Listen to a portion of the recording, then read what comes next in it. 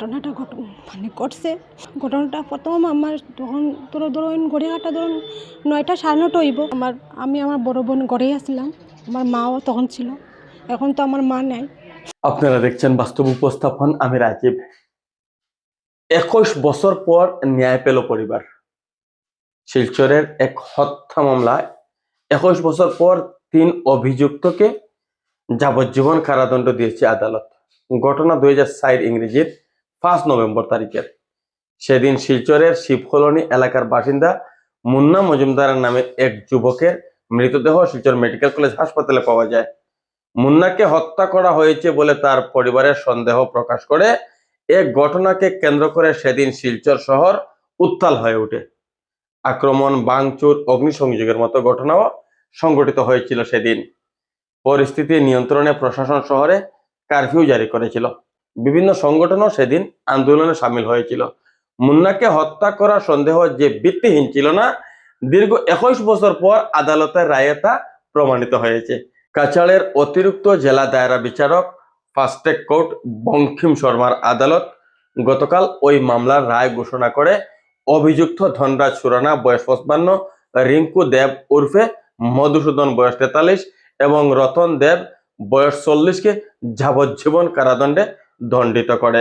ধনরাজ সুরানা শিলচর জানিগঞ্জ এলাকার বাসিন্দা এবং শহরে সুরানা টেক্সটাইল নামে তার একটি ব্যবসায়িক প্রতিষ্ঠান রয়েছে। রিঙ্কু ও রতন ওই প্রতিষ্ঠানের কর্মচারী ছিল এবং তাদের বাড়ি উধারবন্দে। নিহত মুন্না মজুমদারও ধনরাজের প্রতিষ্ঠানের কর্মচারী ছিলেন। 2004 সালের 5 নভেম্বর পরিবারের সদস্য মুন্না অসুস্থ খবর পেয়ে শিলচর মেডিকেল কলেজে গেলে সেখানে মুন্নার মৃতদেহ দেখতে পান। এই ঘটনার পর মুন্নার বোন রত্না মজুমদার শিলচর সদর থানায় ধনরাজ, রিঙ্কু ও রতনের বিরুদ্ধে হত্যার অভিযোগ দায়ের করেন।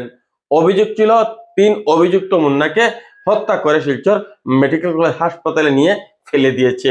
মৃতের পরিবারের এজাহারের ভিত্তিতে পুলিশ তদন্ত চালিয়ে আদালতে চার্জশিট দাখিল করে। দীর্ঘ প্রায় 21 বছর বিচার প্রক্রিয়া চলার পর বুধবার আদালত রায় ঘোষণা করে। আদালত ধনরাজ, রতন ও রিঙ্কুকে 302/34 ধারায় দোষী সাব্যস্ত করে যাবজ্জীবন কারাদণ্ডের পাশাপাশি প্রত্যেককে 20,000 টাকা জরিমানা করে। জরিমানা অনাদায়ে অতিরিক্ত 6 মাস কারাদণ্ড ভোগ করতে হবে। রায় ঘোষণার পর 3 দোষীকে শিলচর কেন্দ্রীয় কারাগারে পাঠানো হয়েছে। এ রায়ে সন্তোষ প্রকাশ করেছে মুন্নার পরিবার। আমাদের কাছে মুন্নার বোনের বক্তব্য রয়েছে, আমরা সেই বক্তব্য আপনাদের উদ্দেশ্যে তুলে দিচ্ছি। মুন্না মজুমদারের ছোট বোন রত্না মজুমদার। আমার ভাই 2004 5 নভেম্বর ঘটনাটা ঘটছে। ঘটনাটা প্রথম আমার তখন ধরুন গড়িয়াহাটা ধরুন 9টা 9:30 হইব। আমি আমার বড় বোন ঘরেই আসছিলাম, আমার মাও তখন ছিল।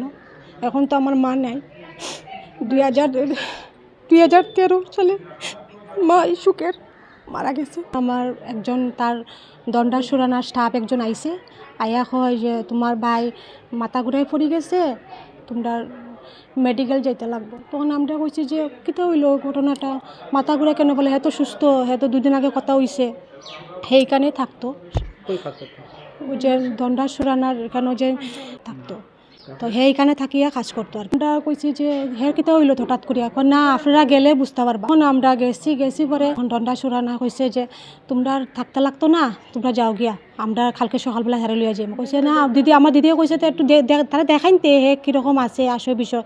না না হে বালা আছে, তোমরা যাও গিয়া, স্যালাইন চলে, তোমরা তখন ডাক্তারে দেখতে দিত না।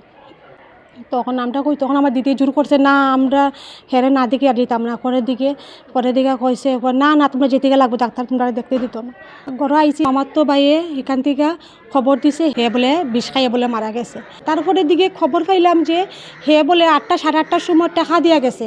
আমরা যে বাড়িতে ভাড়া থাকতাম এই বাড়ির ছেলে একটা শ্রীমা বস্তা লয়ে তখন কাজ করতো, হের কাছে টাকা দিয়া গেছে। আর ছেলেরা সব গেছে মেডিকেল, গেছে পরে তারা দেখতে দেন না। তারা না বালা আছে সুস্থ আছে, না আমরা দেখাই তারা বইনটা দেখাই দিয়েছে আমরা দেখাই তারপরে দিয়ে কইছে কিতা হয়েছে কিতা কয় না হে সুইসাইড করছে হে বিষ খাইয়া সুইসাইড করছে তারপরে একটারে কয় একটা কয় বিষ খাইয়া সুইসাইড করছে একটা হয় কেরাসিন খাইছে একটা হয় মাথা ঘুরাই পড়ে গেছে কেউর কথার কোনো মিল নাই যখন এই কথা যখন তদন্ত চলে তার সবে কয় না এটা তো ওইতে পারে না একজনে কয় কেরাসিন খাইছে একজন হয় বিষ খাইছে এটা তো কোনো ওইটো না নিশ্চয় কিছু আছে এই কথা শোনার লগে লগে যতজন আছে তারা দোকানে যে আইসে মালিকুলিকা আছে আরও তারার একদম গাড়ি উড়ি ভর্তি এটা সবটি গাড়ি উড়িয়ে বাকছে যখন আমরা ছেলেরা যখন দেখি যে বডি যখন দেখি আইছে কইছে বডির মধ্যে সম্পূর্ণ শরীরে স্যুট আছে জুড়ে মানে এমন ভাবে বাড়ি দিছে ব্রেইন হ্যামরেজ হয়েছে ডাক্তারে তখন কইছে কিন্তু পরে রিপোর্ট বদলাইছে যে হে বলে বিষ খাইয়া মারা হয়েছে ওটা তখন কেস দিছিলাম সদর থানা দিছিল দণ্ডা সুরানা রতন দেবনাথ